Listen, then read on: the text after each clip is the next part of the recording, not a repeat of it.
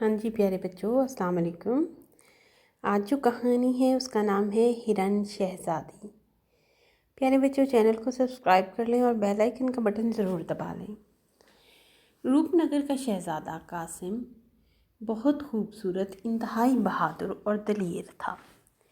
इसकी उम्र 18 बरस ही हुई थी, मगर इसकी बहादुरी के चर्चे दुनिया भर में फैल चुके थे।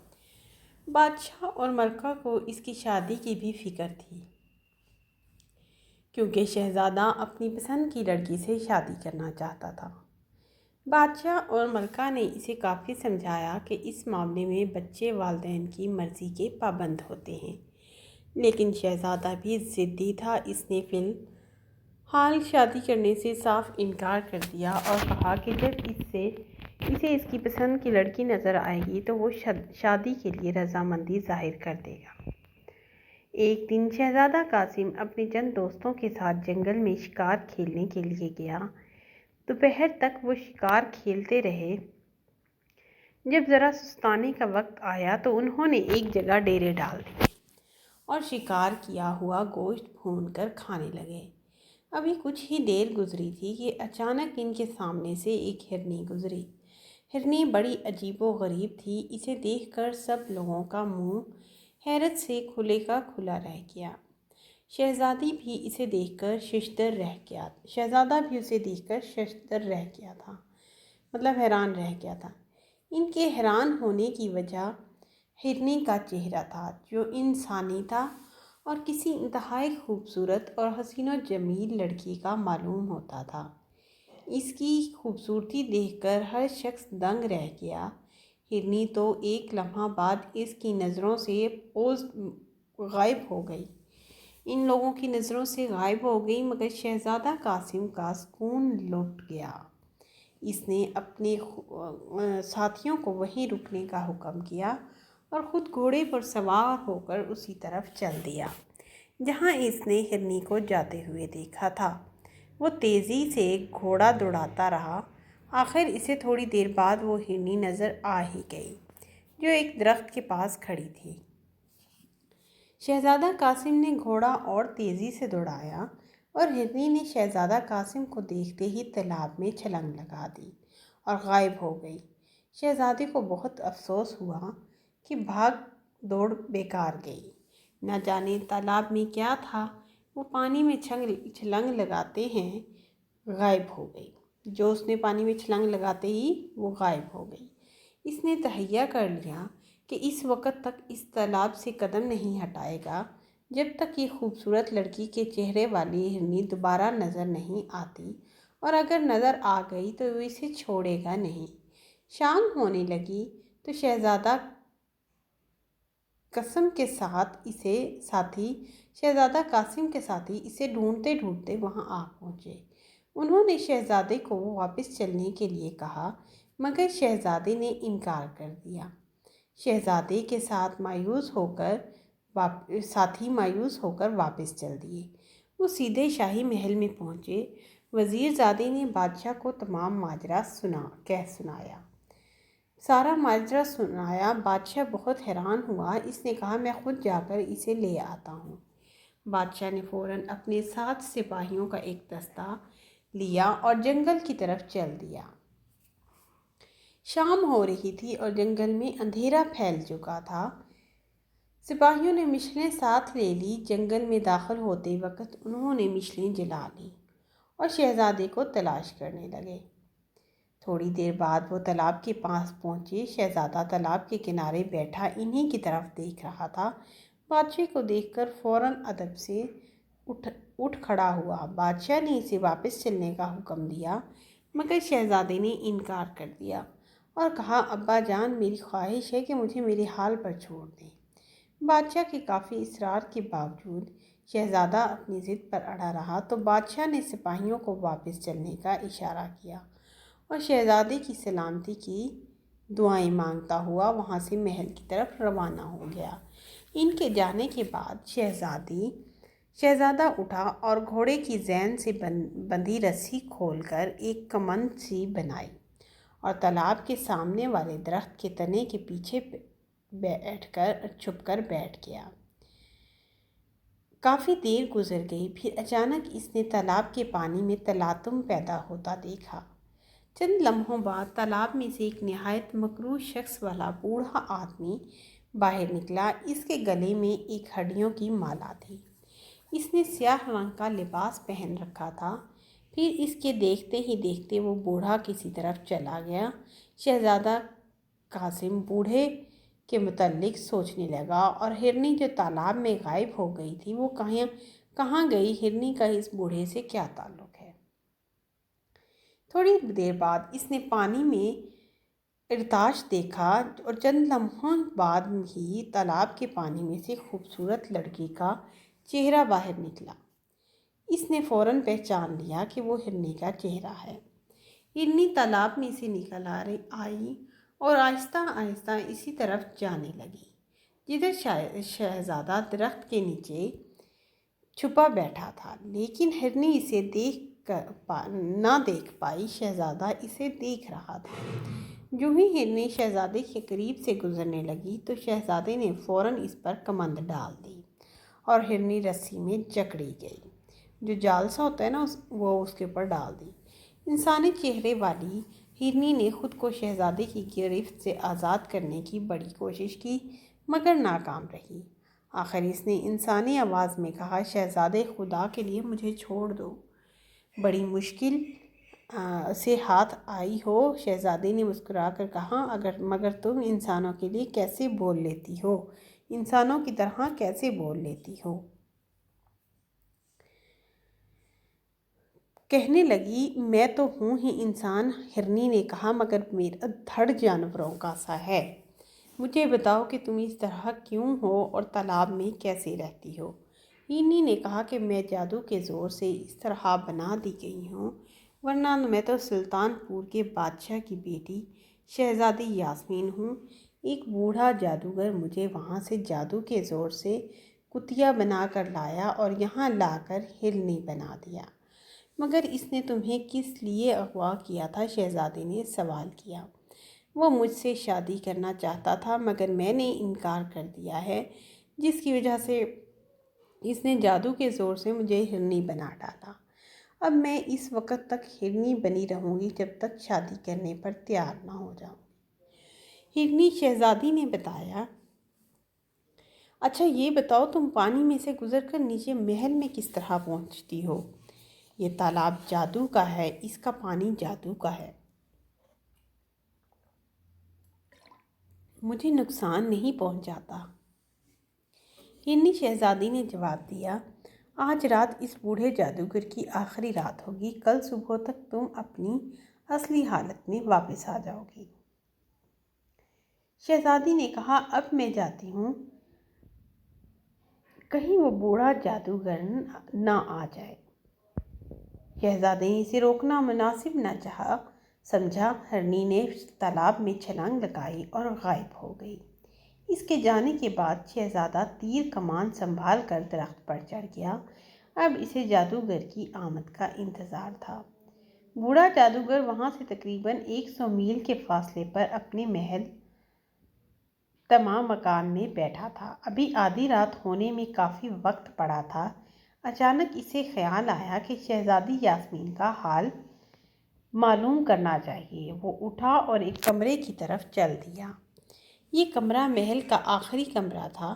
ویسے بھی سارا محل جادو کا تھا۔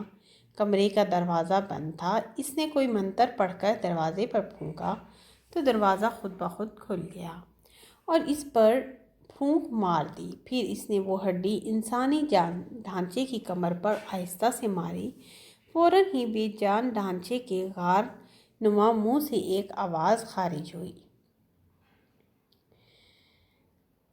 کیا حکم ہے میرے آقا؟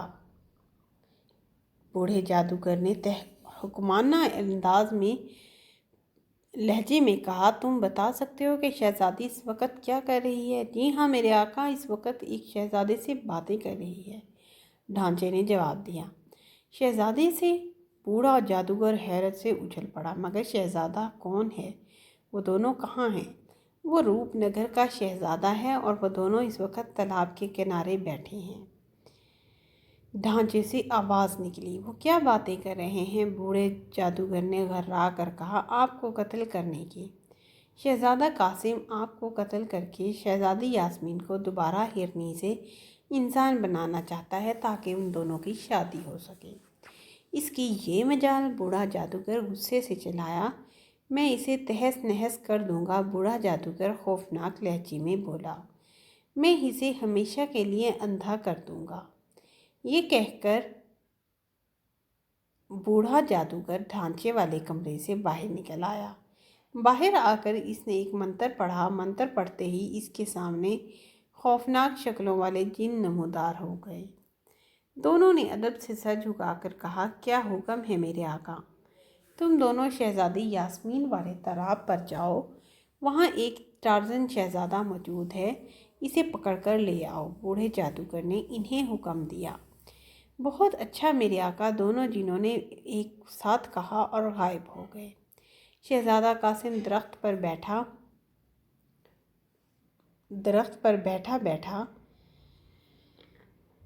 اکتا گیا تو نیچے اتر آیا۔ تالاب سے اس نے پانی پیا اور اسی درخت کے تنے کے ساتھ ٹیک لگا کر بیٹھ گیا۔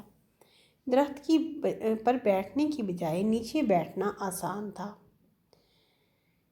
شہزادہ ابھی تھوڑی ہی دیر گزری تھی کہ تالاب کے قریب دو جن دیکھے تو جنوں کی شہزادی پر نظر پڑی۔ وہ دونوں ہاتھ پھیلائے شہزادی کی طرف بڑھنے لگے۔ شہزادہ سمجھ گیا کہ یہ دونوں جن اسے پکڑنے کے لیے آ رہے ہیں۔ اس نے درمیان سے تلوار نکالی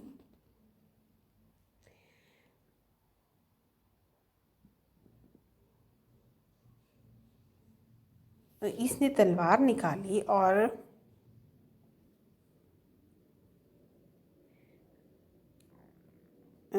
کہنے لگا۔ شہزادہ سمجھ گیا کہ یہ دونوں جن اسے پکڑنے کے لیے آ رہے ہیں۔ اس نے درمیان سے تلوار نکالی اور کھڑا ہو گیا۔ میان سے تلوار نکالی مطلب جس میں تلوار ہوتی ہے اس کے اندر سے۔ دونوں جن شہزادے سے چند فٹ کے فاصلے پر رک گئے۔ تمہیں ہمارے ساتھ چلنا ہوگا، ہمارے آنکھوں کو تمہاری ضرورت ہے، ایک جن نے اپنی سرخ آنکھوں سے شہزادہ قاسم کو گھورتے ہوئے کہا۔ میں ہرگز نہیں جاؤں گا اور اگر تم میرے قریب آئے تو قتل کر دوں گا۔ شہزادہ غرا کر بولا، ہم نے ہر حال میں اپنے آقا کا حکم پورا کرنا ہے، جن نے کہا۔ پھر دونوں تیزی سے شہزادہ قاسم پر جھپٹ پڑے۔ شہزادہ تیزی سے نیچے بیٹھ گیا اور وہ دونوں آپس میں ہی ٹکرا کر گر پڑے۔ شہزادہ ان کے ٹکراتے ہی نکل کر دور جا کھڑا ہوا۔ دونوں جن پلٹے اور جارحانہ انداز میں اس کی طرف بڑھنے لگے۔ قریب پہنچ کر جوں ہی وہ شہزادے پر جھپٹے، شہزادے نے خود کو ان کے ہاتھوں سے بچاتے ہوئے تلوار کا بھرپور وار کیا۔ ایک جن کا بازو کندھے کٹ کر علیحدہ ہو گیا۔ اس کی خوفناک چیخ سے جنگل کا ذرہ ذرہ کانپ اٹھا۔ شہزادہ اچھل کر ایک طرف ہو گیا اور ورنہ دوسرے نے اسے قابو کر لیا ہوتا۔ ایک بار پھر وہ دونوں شہزادی قاسم کو پکڑنے کے لیے اس پر جھپٹے، مگر شہزادہ آسانی سے ان کے ہاتھ آنے والا نہیں تھا۔ اور پھر ایک اور چیخ فضا میں گونجی اور یہ چیخ دونوں دوسرے جن کی تھی۔ شہزادے نے اس کی ٹانگ پر ایسے تلوار کا بھرپور وار کیا تھا کہ اس کی ٹانگ کٹ گئی تھی۔ جس زمین پر گر کر تڑپنے لگا، بازو کٹے۔ جن نے اپنے ساتھی کا حشر دیکھا تو اس نے شہزادے پر چھلانگ لگا دی، مگر شہزادے نے اسے جھکائی دی اور ایک طرف جا کھڑا ہوا۔ جن اپنی ہی جھونک میں ایک درخت سے جا ٹکرایا، مگر بڑی تیزی سے پلٹا۔ اس کے کٹے ہوئے بازو سے مسلسل خون بہہ رہا تھا، مگر پھر بھی وہ شہزادے قاسم کو پکڑنے کی کوشش میں مصروف تھا، کیونکہ اس نے اپنے آقا بوڑھے جادوگر کے حکم کی تعمیل کرنا تھی، چاہے اس کی جان چلی جاتی۔ دوسرا جن زمین پر گر پڑا تھا اور کراہ رہا تھا۔ شہزادے نے فوراً تلوار جن کے سینے میں گھونپ دی اور جن زمین پر گر کر تڑپنے لگا۔ دوسرے جن نے اپنے ساتھی کو ہلاک ہوتے دیکھا تو ایک ٹانگ پر کھڑے ہو کر فرار ہونے کی کوشش کی، مگر اس لمحے شہزادے کی نظر اس پر پڑ گئی۔ اس نے لنگڑے جن کو للکارا، اور لنگڑے کے بچے، اب کدھر بھاگتے ہو؟ اپنے آقا کا حکم پورا نہیں کرو گے؟ یہ کہتے ہوئے شہزادے نے کمر بند میں سے خنجر نکالا اور بھاگتے ہوئے جن کا نشانہ لے کر پھینک دیا۔ خنجر سیدھا جن کی پشت میں جا لگا اور جن منہ کے بل زمین پر گر پڑا۔ شہزادہ زمین سے تیزی سے اس کی طرف بڑھا اور قریب آ کر اس نے تلوار کے وار کر کے جن کے جسم کے کئی ٹکڑے کر ڈالے۔ شہزادی تو کہتی تھی کہ بوڑھے جادوگر کو ہلاک کرنا بہت مشکل ہے، مگر ان جنوں کی لاشوں کو دیکھ کر تم کیا کہتی ہو کہ اب بھی تمہارا یہی خیال ہے کہ میں جادوگر کو ہلاک نہیں کر سکتا؟ شہزادے نے پوچھا شہزادی سے۔ نہیں شہزادے، اب مجھے یقین آ گیا ہے کہ تم بوڑھے جادوگر کو ہلاک کر دو گے۔ شہزادی یاسمین نے مسکرا کر کہا، تم واقعی بہادر ہو، میں تم جیسے بہادروں کو پسند کرتی ہوں۔ چند منٹ تک دونوں باتیں کرتے رہے۔ آخر میں شہزادی نے تالاب میں داخل ہوتے ہوئے کہا، مجھے خطرہ ہے کہ اپنے 2 جنوں کی ہلاکت کے بعد بوڑھا جادوگر خاموش نہیں بیٹھے گا۔ وہ یقیناً مزید حملہ کرے گا، اس لیے تم احتیاط سے کام لینا۔ تم بے فکر رہو شہزادی، اگر جادوگر 1,00,000 جن بھی بھیج دے تو انشاءاللہ میں سب کو فنا کر دوں گا۔ شہزادے نے ہنس کر کہا۔ شہزادی یاسمین پانی میں داخل ہو کر اپنے زیر سطح محل میں پہنچ گئی اور شہزادہ ایک بار پھر جادوگر کا انتظار کرنے لگا۔ اسی وقت اس نے 2 اور جنوں کو تقریباً تالاب کے پاس ہی اترتے دیکھا۔ اس نے فوراً تیر کمان سنبھال لیا۔ ان دونوں جنوں نے اپنے ساتھی جنوں کی لاشیں دیکھی تو غصے سے آگ بگولا ہو گئے اور شہزادے قاسم کی طرف دوڑے، مگر شہزادے نے فوراً ہی تیر چھوڑ دیا۔ تیر ایک جن کے سینے میں پیوست ہو گیا اور وہ چکرا کر گر پڑا۔ شہزادے نے دوسرا تیر چھوڑا، مگر اس بار دوسرے جن نے پھرتی دکھائی اور ایک طرف ہٹ گیا۔ تیر اس کے قریب سے گزر گیا۔ پھر اس سے پہلے کہ شہزادہ تیسرا تیر چھوڑتا، جن اس کے سر پر پہنچ گیا۔ شہزادے نے خود کو بچانے کی کوشش کی، مگر جن نے اسے اٹھا کر بڑے زور سے زمین پر پھینکا۔ شہزادے نے کلا بازی کھائی اور سیدھا پاؤں کے بل زمین پر آ کھڑا ہوا۔ پھر جلدی سے اس نے خنجر نکالا اور جن دوبارہ اس کی طرف لپکا، مگر جو ہی وہ شہزادے پر جھپٹا، شہزادے نے خنجر سے اس پر وار کر دیا۔ خنجر جن کے بازو میں گھس گیا اور اس کے ساتھ ہی اس کا تھپڑ شہزادے نے ہاتھ میں پکڑا ہوا تھا۔ خنجر جن پر کھینچ مارا۔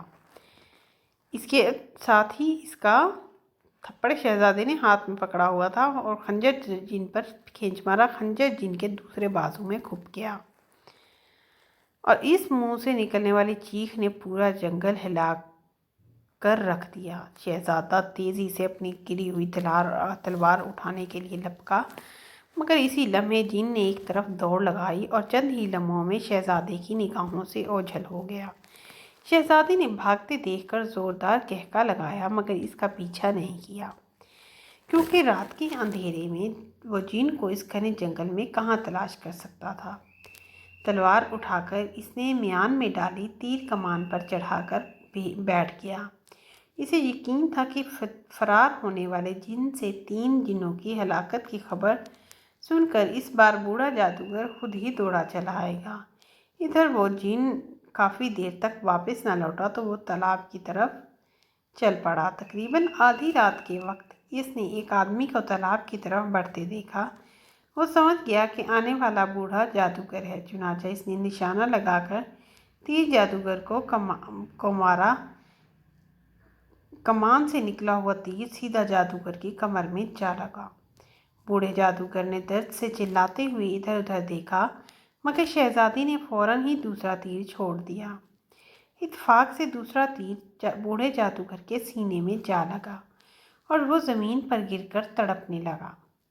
اس کے ساتھ ہی تالاب کے پانی میں طوفان سا آ گیا۔ پھر شہزادے کے دیکھتے ہی دیکھتے تالاب غائب ہو گیا اور وہاں ایک انتہائی خوبصورت لڑکی کھڑی دکھائی دی۔ وہ ہرنی شہزادی تھی، مگر وہ ہرنی کے روپ میں نہیں تھی۔ اب اسے شہزادی یاسمین کہا جا سکتا تھا۔ شہزادہ قاسم نے شہزادی کو اپنے پیچھے گھوڑے پر بٹھایا اور اسی وقت شاہی محل کی طرف روانہ ہو گیا۔ بادشاہ اور ملکہ شہزادے کو اس طرح اچانک محل میں پایا